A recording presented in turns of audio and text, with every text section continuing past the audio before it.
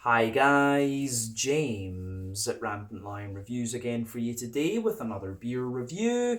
For this one, we are going to stick to Japan and we're going to return to a brewery that's featured on the channel many times before. Now, I've had some really nice beers from these guys over the years, a lot of different styles, and if people were to ask me about this brewery, I would say that they are just very solid all round. One of my personal favourites when it comes to the Japanese beer scene, and in my experience, pretty much anything these guys try tends to be pretty damn good. But the beer we're going to have a look at today is one that I bought the last time I was in Japan back in February or so. I didn't get the chance to review it back then, but it's a style that I don't believe I've had from this brewery before, although we have had a number of beers that are quite similar in flavour profile to this one, and it's got an adjunct in it as well that I really like when it comes to the darker side of craft beer actually. So needless to say, I'm really curious to see what this one's going to have in store for us. Hopefully it's another good beer, hopefully it makes for an interesting review, and as always, I hope that you guys watching enjoy my take on this one as well. So yeah, for this review then, we are going to head to a little place called Yamanouchi in Nagano Prefecture, which is kind of to the northwest of Tokyo, the Japanese capital. And we're going to have a look then at another beer from the wonderful Shiga Kogen beer, whose parent company is Tamamura Honten. But this particular beer is called El Mirador. It comes in at 8% ABV, and this one is an Imperial coffee porter. But it's brewed in collaboration with a Trunk Coffee Roastery, who are from Nagoya in Aichi Prefecture, a little bit closer to me here in Osaka. Apparently it's the ninth collaboration that they've done with these guys, and by the sounds of what the blurb actually said, they have done a number of coffee porters before, but I just don't think I've ever come across them actually when I think about all the things that I've had from Shiga Kogen beer. The last collaboration they did using the trunk coffee was apparently an Imperial English Bitter, which would have been really interesting to try actually. So I think going forward, I will need to keep an eye open for these beers that are brewed in collaboration with Trunk Coffee Roastery. But yeah, Colombian beans in this one, an 8% Imperial Coffee Porter. This should be really quite interesting. My first porter from Shiga Kogen, if I remember correctly, but we have had many Imperial Stouts from them over the years. So yeah, really curious about this one. Let's crack on and see what it's going to have in store for us. So, as always with my reviews, I'll tell you a little bit about the brewery before we taste the beer. If you want to get straight to the tasting though, just fast forward. All the usual links can be found in the video description below. That's the brewery website, the link to my other reviews that I've done from Shiga Kogen beer and Tamamura Honten before. Hopefully we can add more to that list in the near future, but you know, I'm coming to Japan quite regularly, so I'm sure we will be able to. I do want to review some of the Tamamura Honten sakes as well at some point, but there's all the usual social media down there as well. I'll also put the link to Trunk Coffee Roastery too, but if you want to see more reviews, do please consider subscribing to the channel. The support you give is massively appreciated. Remember, you can go into the channel homepage and search for beer using the geography tagging system, so just go in there, use the little search bar, put in your hometown, state, county, province, whatever you like. If I've reviewed beers from the area that you search for, they will pop up. Failing that, you can check out the playlist of different beers from different countries. You'll find this one in the Japanese playlist along with a number of other things. And if you are particularly interested in Japanese beer, do make sure you check out my friend Neva over at Japanese Craft Beer Reviews. I'll put the link down there as well. And remember that you can check out the playlist of beers from other countries as well. And there are some very interesting things on the channel these days, so I recommend that you do that. But yeah, let's go on to my brewery notes then, and I'll tell you a wee bit about Tamamura Honten and their Shiga Kogen beer brand. And remember, this is quite common in Japan. Quite often you have a parent company and then the beer is sold under a specific brand name. But yeah, Tamamura Honten, as I've mentioned to you already, is based in Yamanouchi in Nagano Prefecture in Japan, a few kilometers to the northwest of Tokyo, maybe a couple of hundred or something like that. But this area is particularly well known for its ski slopes and its hot springs. But the Tamamura Honten company began brewing sake back in 1805, and more recently they began brewing beer under the name Shiga Kogen beer, and this translates into English as like Shiga Heights or Shiga Mountain beer. And this company, I believe, was founded in 1998, but they also produce some wine as well, from what I understand. But one of the main men or the main man, I guess you could say, behind Shiga Kogen beer is Sato Eigo, who joined the company in 2003. And the idea to start moving ahead with brewing beer came when the number of skiers visiting the resort began to dwindle. And so in May of 2004, they properly applied for their brewing license, and they received it 4 months later. They bought their brewing equipment and trained for a week at a brewery down in Kyushu in the south of Japan before beginning their own commercial activities with only a consultant for help. Needless to say, it went very, very well for them, and these guys are, very well regarded in the Japanese beer scene these days. A lot of people will tell you this is the best craft brewery in Japan, and it's quite hard to argue with that because of how well rounded they are in terms of what their output is. They're not scared to try anything. It's great. But Tamamura Honten produce their own hops, their own sake rice, barley, buckwheat and blueberries. They actually have their own hop variety that they produce called Shinzo Waze, which is a hybrid between Czech Sats or Žatec and also a local Japanese variety. And they originally used it as a bittering hop for the lagers they were producing, but it's now also used as an aroma hop. So in a number of the Shiga Kogen IPAs, you will be getting a little bit of Shinzo Waze Japanese hop, which is quite interesting, so quite unique. But the brewery also own 2 tasting rooms, which are known as Tepper rooms. There's one of these at the brewery itself, and then there's also one at in Ichinose at the Hotel Shali Shiga. But the bottle art that you'll find on the Shiga Kogen beers is designed by Tanaka Noriyuki, and as of April 2024, when we're filming this review for you, these guys have produced 130 different kinds of beer according to Untappd. I have to admit, I would have thought it would have been a lot more, because we must have tried at least 30 beers, 40 maybe, from these guys over the years. But yeah, they've done a whole variety of different things. So if you do get the chance to try some Shiga Kogen beer, I highly, highly recommend that you take a look at it. But yeah, that is everything I can really tell you about Shiga Kogen beer and Tamamura Honten for the moment. Like I said, I do hope we can review some of their sakes at some point. I might just mail order some of them for the next time I come to Japan, or we'll see about taking a trip up there one summer. That would be really cool, actually, to go up and have a little look at the ski resort and things and visit the Tepper room. I would really enjoy that. But yeah, if you want to learn more about these guys, you can check out the website for Tamamura Honten. You can follow them. I don't think these guys have Facebook or Instagram, actually, but I will check that out. But yeah, check out the Untappd page, and that will keep you pretty much up to date with all of the different beers that these guys are releasing. But they do have a very good blog on the website as well. I think Sato Eigo is the one who actually writes the blog and talks about his inspiration for all of these beers. So he's very kind of meticulous in the way that he runs the brewery, and that's a big part of the reason for Shiga Kogen beer's success over the years. But yeah, to tell you a little bit about the beer itself, as I said, this one is an 8% Imperial Porter. It's apparently the 9th collaboration that they've done with Trunk Coffee Roastery from Nagoya in Aichi Prefecture, and this one is brewed using beans from the El Mirador farm in Colombia. And from what I understand, Sato is a very big fan of using beans, coffee beans, as adjuncts in darker beers, as I am about drinking them. I'm very passionate. I do very much enjoy my Imperial coffee stouts and things like that. The beer underwent a 70-day fermentation, and it's also hot with Cascade, Nelson Sauvin and Goldings. It didn't say specifically what kind of Goldings, be it Styrian or East Kent, but yeah, a bit of Cascade, a bit of Nelson Sauvin and a bit of Golding in this one, which apparently were chosen because of how they would complement the flavour of the coffee beans in here. But I'll just let you have a little look at the artwork on this one before we open it up. You can see it's quite similar to what we've seen from Shiga Kogen beer and Tamamura Honten before. There you can see the Trunk Coffee Roastery symbol. There is the Tamamura Honten dragon. And as you can see, we've got the usual Tamamura Honten blue bottle cap on this one, if it's going to focus. Don't know if it will. No, it doesn't seem to be. Nah, it's not going to do it. But yeah, 350ml bottle, or 330ml bottle, this one.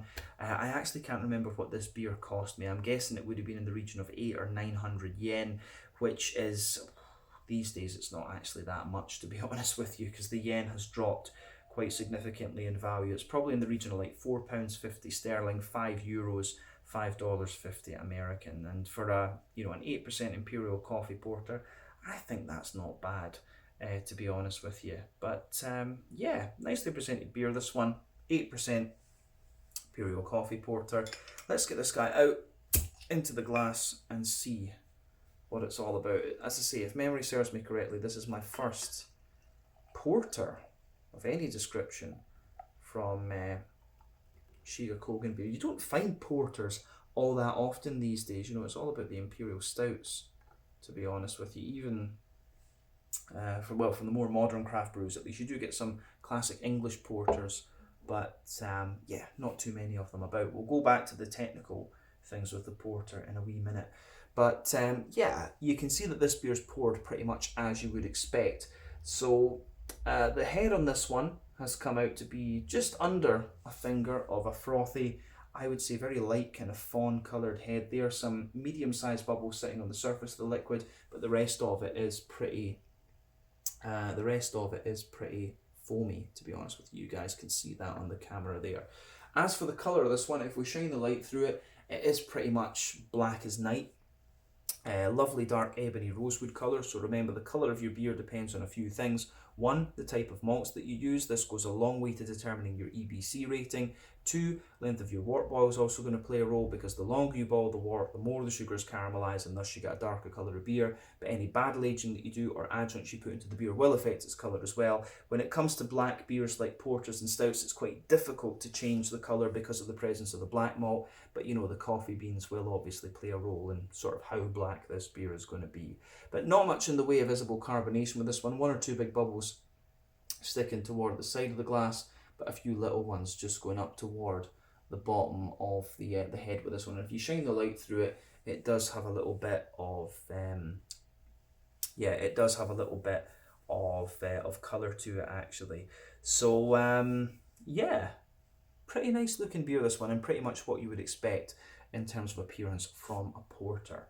So yeah, a few technical things about the porter then, as opposed to the stout. So and do take this with a little bit of a pinch of salt. Probably a brewer would describe this a bit more technically than I can, but from what I understand, the main difference between a porter and a stout, if you're just drinking it, it's going to be the mouthfeel. The mouthfeel of a stout is quite often thicker than what you're going to get from a porter, and I think stouts usually are a little bit sweeter than porters as well. But when it comes down to the technical side of the brewing, the porters use a yeast that ferments at a slightly lower temperature than the stout, so that's the reason that your mouthfeel is often a little bit lighter. So yeah, a porter, it's a different kind of yeast first off, and then they also ferment at a slightly lower temperature. So yeah, it's mainly the yeast that differentiates a stout from a porter, essentially. Don't know if there's anything else you really need to say about it. The only other things that you can maybe add is that it's the porter, I think, originated in London more than anything else. So yeah, you've got your Irish dry stouts, your English stouts as well, and then yeah, you've got your London porters, and you've got your Baltic porters as well, which I think actually originated in England as well, if memory serves me correctly. But yeah, we've said all the technical things we need to about the beer. We've had a little look at the appearance. I think it's time to move on and have a look at the actual aroma of the beer itself. So let's do that. Oh yeah, aroma-wise, this is absolutely beautiful, and of course it is dominated by the coffee bean. So when it comes to coffee beans, there are a few factors to consider too. From what I understand, with coffee beans, it's all about the maso, the meters above sea level at which you grow the coffee, because the higher the altitude you grow the coffee at, the more likely you are to get these big aromatic, and fruity flavours and aroma. Colombian coffee is of course very, very famous. You know, there are a few of the countries in South America produce some very, very good coffee, but yeah, using coffee beans as adjuncts in imperial stouts and porters is a really interesting thing when it comes to craft beer. So yeah, the coffee obviously dominates the aroma in this beer, and what I would say about it is it's got a little bit of an earthy character to it, quite a bright roast though at the same time, some nice floral aromaticity, a little bit of a kind of plummy, raisiny sort of thing, and yeah, the way it goes together is is really, really nice. That the coffee bean just jumps out of this one at you, which, you know, you'd expect when the beer is an Imperial coffee porter. So, yeah, underneath that, of course, you do start to get the elements of the actual porter beer itself. The coffee saturates your nose almost in the beginning. But yeah, underneath all of that, you're getting little elements of like a toasty, well-fired bread crust. There's a bit of an almost kind of rye bready character in this one. Yeah, toasty, well-fired bread crust, rye bready character in this. A little bit of woodiness. And yeah, would I say, is there chocolate in this? There's maybe a little bit of like a drier cocoa nibby sort of thing. 50% cocoa, maybe 60% cocoa, sitting on top of all the bready notes. Not much in the way of a brown sugary note to this one. Maybe just a little hint of a toasty brown sugar.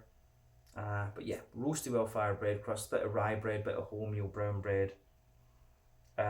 Cocoa nib, a little bit of toasty brown sugar.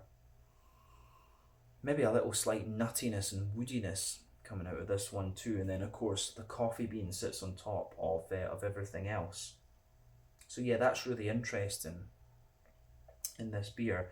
I mean, this one at 8% ABV, you can afford to age this one a little bit, but you don't want to do it too much, to be honest with you. If it was a big 10% Imperial Stout, you could happily sit on this beer for a few years. Porters, I think that's another thing about them, is that they don't tend to age all that well unless you take them quite high up in the alcohol scale. Some of the Pojala ones from Estonia, for example. But yeah, this beer, where I was going with that was toward the green component of this beer. So for me, the hoppy character is still quite present in this one. You have a nice little bit of earthiness in there. If it's Goldings in there, I'm guessing from the aroma that it's East Kent Goldings rather than the Styrian Goldings, which are also known as Dana or Salaya, if I remember correctly. But yeah, you get a little bit of earthiness and herbal character out of the hop in this one, so you can certainly get that, and that builds a good bridge with the coffee bean in there. So yeah, bit of earthiness, bit of herbal character, some really nice floral aromaticity as well. Yeah, some nice floral aromaticity. Good little bit of kind of grassiness as well, I would say. Yeah, a bit of grassiness, nice little bit of floral aromaticity. And yeah, I don't know if there's anything else to say about the green component on this one. On the actual fruity side of the beer, it's interesting because you do get this kind of raisiny, plummy character from the coffee bean itself, but it's a wee bit difficult to detect exactly what's coming from the hoppy side of the beer. I do get a little bit of raisin, I do get a little bit of plum, and a wee bit of blackberry, and of course you've got the drier aspects under there, the black currant, the prunes and stuff like that as well. But the fruity side of this beer, it really is quite interesting. So it gets a thumbs up from me. So yeah, as I always say, just take a wee bit of time to smell over the aroma of it, because this one's got a hell of a lot of depth to it. I could sit and smell this thing all day, but I love the smell of coffee beans, even though I don't drink coffee. It's something probably send me up to the roof, if you like it, send me up on the ceiling if I actually started drinking coffee regularly, because I've just never ever developed a tolerance for it, I guess. But yeah, all in all, beautiful smelling beer, this one. The coffee bean kind of dominates it. I think that's one of the other things with the porter as opposed to the stout. The stout's just a little bit richer, has a bit more malt in it, so the malty side of the aroma will kind of play up a little, will sort of envelope the coffee bean a little bit more. The porter, as I say, is just a really very much lighter style than the stout. I think that's definitely fair to say. But like I said, always take a bit of time to smell the aroma of the beer before you get stuck into it. But I think it is about time that we try this one and see what it's all about. So yeah, this is the El Mirador, an 8% Imperial Coffee Porter using Colombian beans from the El Mirador farm. These are roasted by Trunk Roastery in Nagoya, Aichi Prefecture, and it's brewed by the wonderful Shiga Kogen beer, part of the Tamamura Honten group in Yamanouchi, Nagano, here in Japan. Let's get stuck into this one and see what it's all about. Slanja, Skål, cheers, Kampai.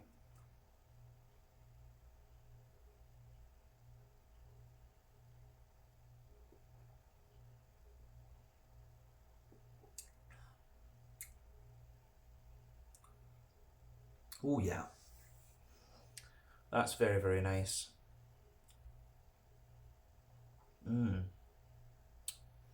It's an interesting perspective, this one, actually, because it did say in the little blurb, which was all in Japanese. So where I got the facts about this beer was from the little blurb on Untappd. I put it through the translate and got the facts about the beer from that. And as I say, I'm pretty sure Sato Eigo sits and writes those individually for each beer that he produces. And he said in that blurb that the Imperial Porter is one of his personal favourites in terms of brewing with coffee beans. And you know, when you taste this one, you can kind of see why, because this beer, it really does showcase the coffee bean more than anything else. Whereas if you did an Imperial Stout here with the same bean, the focus, you'd have a lot more of the beer actually come into the forefront in this one. This one, the beer almost just takes a little bit of a back seat, and it's almost just like giving the coffee a little bit more depth.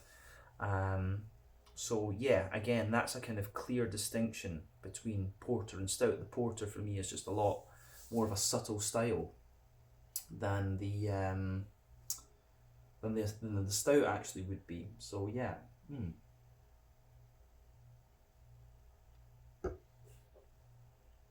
Certainly some food for thought. But I'm going to say straight away, it's a lovely beer, this one. And as I say, the coffee bean kind of dominates the flavour in here, particularly into the aftertaste. But you do get that nice little, particularly in the foretaste actually, the coffee bean's pretty dominant throughout, I think, actually, on reflection. But yeah, you do get a wee bit more of the porter flavours coming out of this one, the further into the aftertaste that you go. But, you know, beautiful, beautiful beer, this one. That should be the main message. It's really nicely done. But let's do as we always do, and we'll break the beer down. We'll start off in the middle third of your palate then. So the backbone of this beer, you've got that lovely roasty, toasty, well-fired, like charred bread crusty backbone there. On top of that, you do get a very slight woodiness and a very slight crackeriness, but as I say, those are minimal flavours in this one. Above that, you do get a layer of like a kind of crisp rye bread, actually.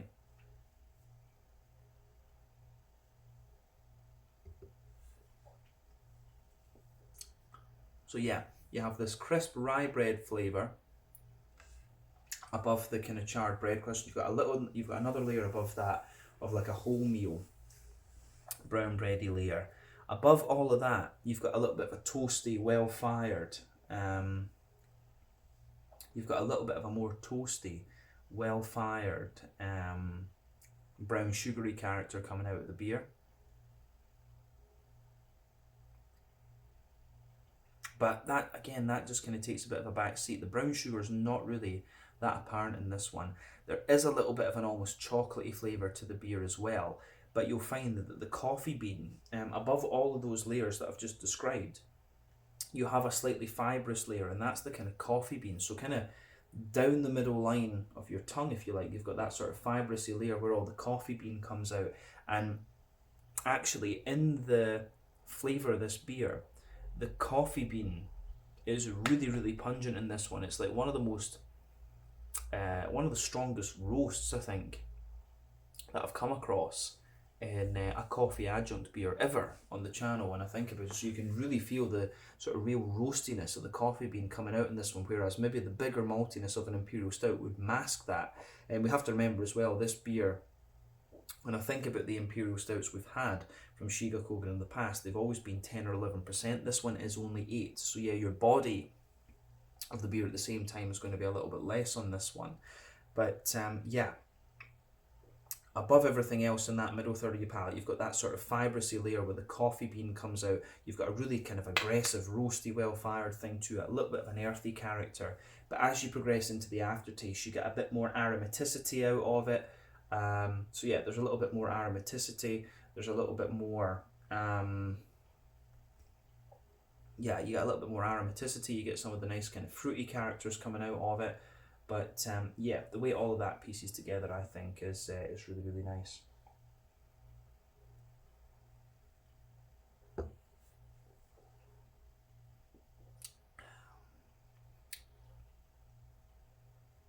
So yeah, the bean, as I say, the coffee bean is what kind of sits in the middle of your palate there actually. And it's just interesting because I've always found quite often for me the coffee beans kind of embed their flavors in the sort of bready parts of the beer. This one doesn't really do that. This is what you want after 4,000 beer reviews. You want beers that are testing your palate a little bit. So yeah, in the middle of your palate, you've got that roasty, well-fired, like bean skin or whatever. You've got the more fibrousy part in the middle, and the fibrousy part of the bean is what's giving you the more aromatic-y flavours. And you almost have a little bit of a leathery brown sugar there in the middle of your palate too. And then you get some of the fruitiness, like a sort of raisiny plum type thing coming out of the coffee bean into the aftertaste too. So yeah, I think that covers the middle third of your palate in this beer, and that's where the majority of the complexity is coming out actually. So yeah, I think we've covered that quite nicely. The only other thing I'd add is that you maybe get a bit of a woody taste coming out of the beer the further into the aftertaste that you go, so that's really interesting. But yeah, let's focus on the back third of your palate then. As I often say, the back third of your palate will give you similar flavours to the middle third of your palate, just at different intensities, but do remember that generally sweeter flavours come out further forward on the palate, drier flavours come out further back. So anyway, border region between middle and back third of your palate, it's kind of a bready build up there. You've got a bit more of a rye bread in the base, and you've got a bit more of a kind of white bready character. No, more of a kind of brown wholemeal bready character sitting on top of that. You've got some of the kind of toasty coffee beans in there as well, sitting above that. But yeah, the way all of that sort of pieces together is quite nice. Then the base of that back third of your palate, you've got the roasty, well-fired bread, which is even drier and even kind of more aggressive in a sense in terms of its flavour. You've got the crackery note above that, which is quite nice. Then you've got the kind of rye bready layer, which is a little bit lighter and taller and more airy, but again not as tall as some of the other beers we've come across. Then you've got the wholemeal brown bready layer above that, and then you can feel some of the roasty, toasty kind of coffee bean skin type things just creeping over the back into that back third of your palate, and that forms the top of the malty side of the beer, if you like. Then above everything else there, you've got the yeasty side of things. So let's look at the yeasty side of this beer on that back third of the palate.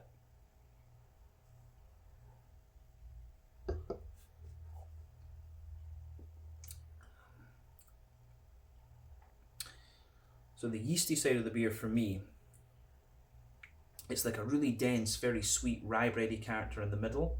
Then you've got like a slightly more almost fruity bread around the edges of it, and then the very edge of the yeasty character has a little bit more of it has a little bit more of a kind of brown bready bread crust character to it as well. So yeah, the back third of your palate, the flavour isn't too tall in that, but definitely you can feel that where the yeasty character sits on top of the malt, and the back third of your palate, your flavour is taller, but then as you move further forward into the middle third of your tongue, it just kind of condenses down and squashes together that little bit more. So yeah, that's to be expected. That's something that we see in pretty much every beer.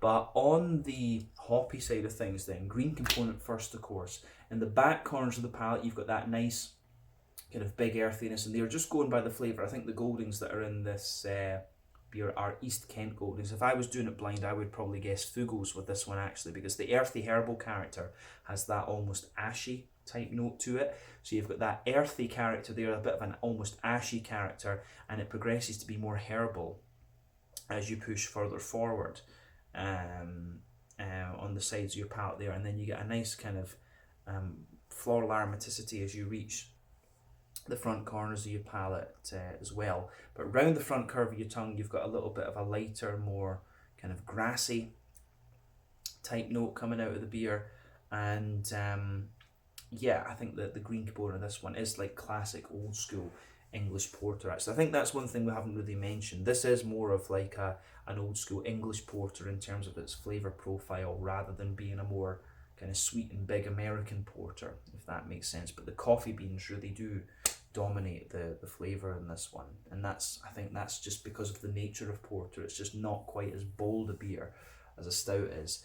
But yeah, let's focus on that front third of your palate then, and the fruity side of things. So the border region between front third and middle third of your palate, you get that nice kind of brown bready character in the border region. It's got a little bit of like rye bread in the base, the white bread above that, and then the base of that front third of your palate, you've got a really nice,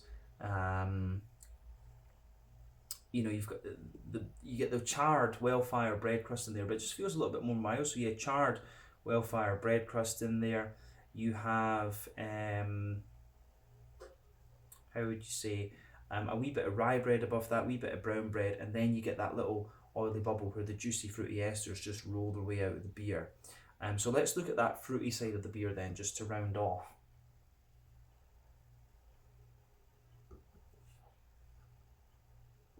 So I'd say that the fruity characters in this beer, they're not really sharp at all actually, they're almost slightly juicy.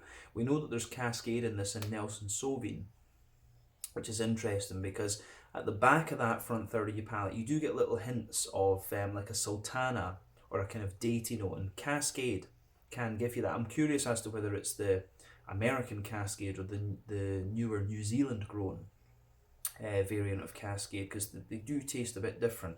So yeah, there's a little bit of a sultana, datey type note in there at the back of the front third of your palate in that oily bubble. But as you move further forward, you get a wee bit of a kind of figgy note out of it.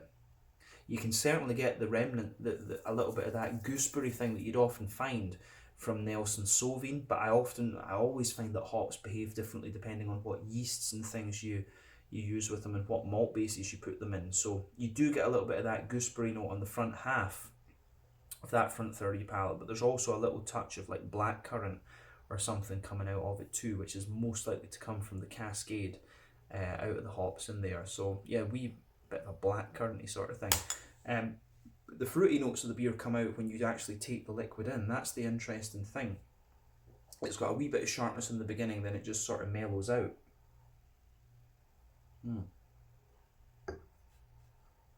So yeah, in all, it's a really quite interesting beer, this one. Quite different to what I've had from Shiga Kogen before, but like I say, not going to complain about that because I love coffee adjunct beers, and I do want beers that test my palate as well, so quite happy with this.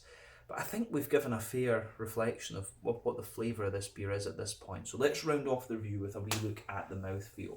So mouthfeel wise for me, this beer is kind of mid-bodied. Would I say, I wouldn't even say top end of mid-bodied, I'd say this is right in the middle of the spectrum. The carbonation does have a little bit of a prickle to this one, but it has that typical sort of slightly silky smoothness that you'd expect of the porter. Quite a bit of dryness out of this one. I don't know what the IBU of this beer would be, but like I say, there's a lot of dryness and bitterness coming from the coffee. There's the roastiness of the actual porter itself. Saying that this one was sort of the equivalent of 70 or 80 IBUs, I don't think is entirely out of the question. But the malt base of the beer, you've got the roasty, real dryness underneath, the smoothness in the middle, and then a little bit of a drier sweetness on top. And yeah, it's you've got that little bit of juicy, fruity character as well, sitting on top of this one. So yeah, all in all, the way everything goes together in this beer, I think, is really, really nice, and something a bit different from a brewery that I know pretty well actually. So that's always a nice experience on the channel too. But I think we can leave it at that for this one. This beer is definitely worth trying if you come across it. And as I say, you don't come across too many coffee porters or imperial coffee porters these days. So this is a little bit different from in that regard as well. So yeah, this was the El Mirador, an 8% imperial coffee porter from the wonderful Shiga Kogen beer, part of the Tamamura Honten company in Yamanouchi, Nagano Prefecture in Japan, and brewed in collaboration with Trunk Coffee Roastery in Nagoya in Aichi. So yeah, let's leave it there. Once again, thank you for watching my beer reviews. Until the next time, please like, subscribe, share, all the usual YouTube stuff. Let me know your own thoughts on this beer in the comment section below. Let me know what your favourite beers are from Shiga Kogen beer as well, and we will no doubt return to these guys again at some point in the near future. You never know, we might end up with a Trunk roastery, another Trunk roastery compilation, collaboration at some point. I'm filming this review when I'm quite tired, so it's been a bit longer, but yeah, hopefully we can try a few more from this regular collaboration that they have with Trunk Coffee Roastery as well. But till the next time, Slàinte, Skål, cheers, Kampai, and see you guys very, very soon. Ciao just now.